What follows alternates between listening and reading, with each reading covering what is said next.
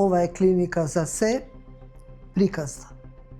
Разговараме со Ѓурѓа Јовкова, мајка на 27 годишната Трајанче Јовкова, која минатата година го загуби животот во тешка сообраќајна несреќа на патот Неготино ка Вадарци. Почина на 27 годишна возраст. Минатата година на 31 јули се случи сообраќајна несреќа во која загина вашата 27 годишна ќерка. Беше хоспитализирана, меѓутоа после мозочна смрт вие се согласивте и ги дадовте незините органи. Сакаме да продолжи, особено бевме за срцето, пошто беше на 26 годишно детенце, близу неизе, мисливме дека ете, ќе биде делот од мојата ќерка ќе живее. Се согласивте веднаш? Да. Меѓутоа срцето, меѓутоа срцето нешто не одговарало, не можеле да го пресадат, не го преседија. Преседени се двата бубрега, ки двајца луѓе. И коскени ткива. И коскените ткива, да. И многу ми е мило, нека си има долг живот, среќен живот, ама како мајка, како родител, како мојата прва радост беше она, би сакала да се запознаам со тие луѓе, барем едно кафе да испијам. Не мора после натаки ништо. Едно кафе да видам каде е делот од моето дете. Она ми беше прва радост. И не знам што да кажам.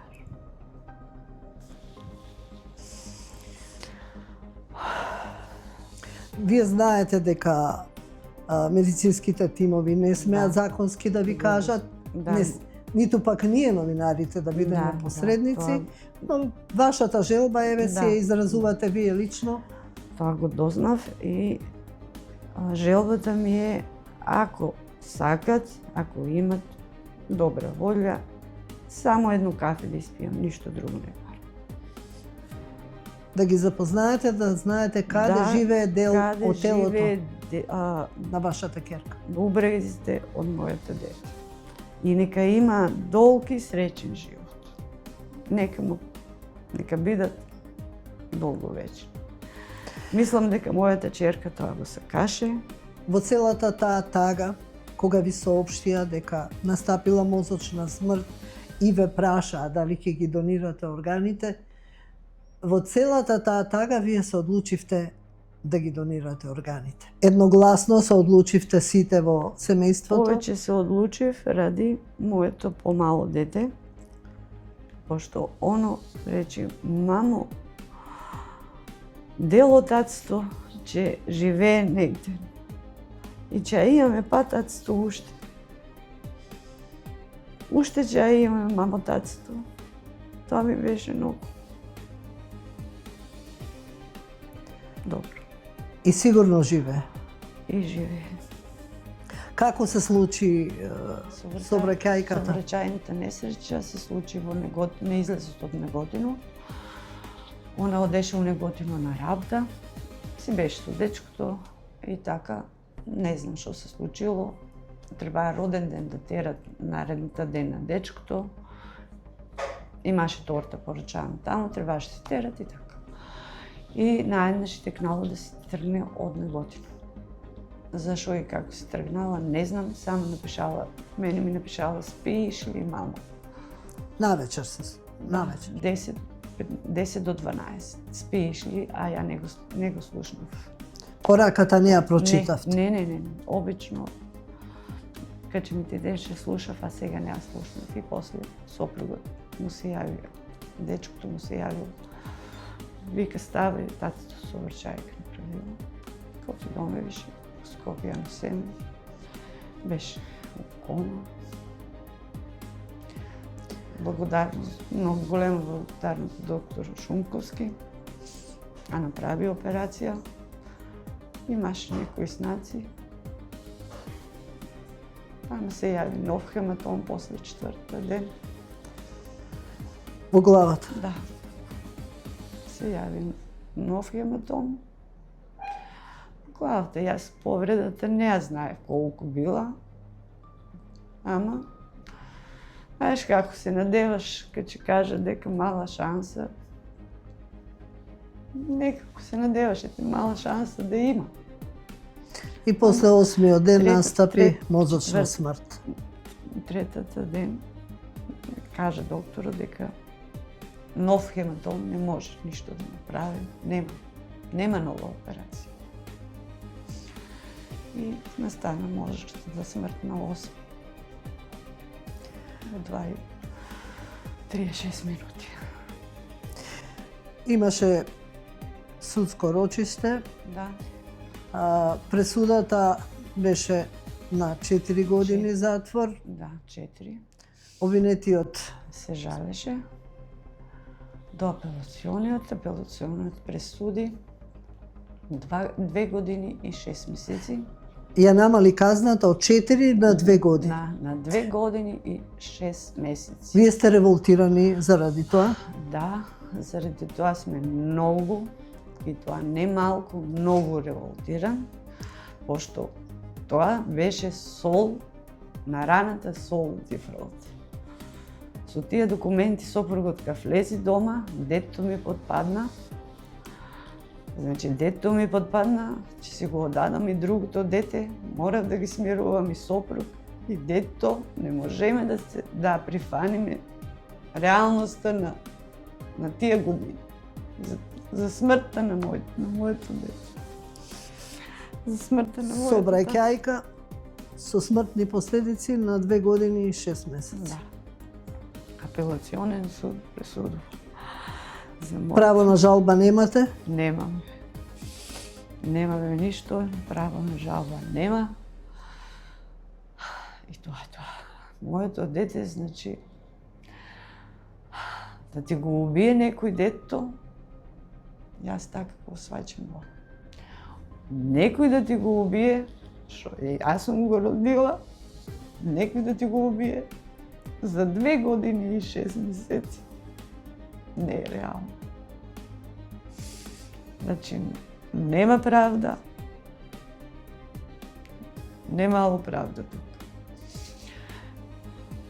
Мислеме дека не сакам да објавувам, не сакавме да видиме нели ноа, да слушаме, не сакам дето да го фрлам пак, оти јас го влечам од бездната што пропадна, да го кренам другото дете да го извадам од бездната. И затоа не покушуваме ништо и се надевам стварно дека ќе има правда. Ама немало правда. Сега се борам. Јас морам да се борам за другото, за да не ми подпадне. Детето ми беше на факултет 3-та година машински, факултетот го стави умирување, за да може да биде активно. Се вработи у америчка фирма диспечер, значи оно за да може да функционира, да мине времето, да биде окупиран, се трудам за него и за моето, што има дел од моето дете негде, нека бидат среќни, нека го живеат животот, нека се прошетат, нека видат, значи може да отидат сегде ни на море, а моето не може нигде да отиде од моето дете, се каже многу море. Се каже многу море, стално беше негде отидено. Неговата желба нека продолжат они, нека си живеат и нека има долговечен живот. И после ова, вашата енергија е насочена кон синот и кон семејството. Да. Не можете ништо против пресудата. Не можеме ништо против пресудата. Значи и свеста, неговата свест на возачот. Дали имал свес, ја не знам. Дека двете, допре глас дека двете семејства се зацрнети. И неговото било зацрнето и моето. Неговото семејство си го има он, али тука требало, ако мислел, требало да му работи свеста. Он возел брзо од Кавадарци, сите кажаа, на сите бензински кажаа дека возел ненормално брзо. Со камион. Да. Ставал на бензинска, исто ставал нафта, камионот и баш пумпашот рекол шо му е навија, кај Јуре. Ете Јуре ми го утепа детето. Значи неговата свест, ако имал он свест, требало да мисли дека неговото семејство зависи од него. А на моето нема више што да зависи. На 27 години застанаа и слики. Сега јас имам само слики до 27 години. До 27 години ќе си ги гледам сликите и тоа ми е тоа. Неизните слики ќе си ги гледам и роден дени, она си се каше, секој роден ден си го обележуваше. Дури последниот беше 27 и викам тацене, сине, многу е бе мамичка ова, 27 више си. Мамо, јас сакам роден ден. Пошто се каше, 28-иот го тераме на мермерната плоча со торта и балони за мојот ангел да стигне до неа. Ова беше клиника за се, приказна, за еден млад, згаснат живот, чијшто органи продолжија да функционираат. За храброста и доблеста на едно семејство кое изгуби дете, но и правдата низ судските лабиринти.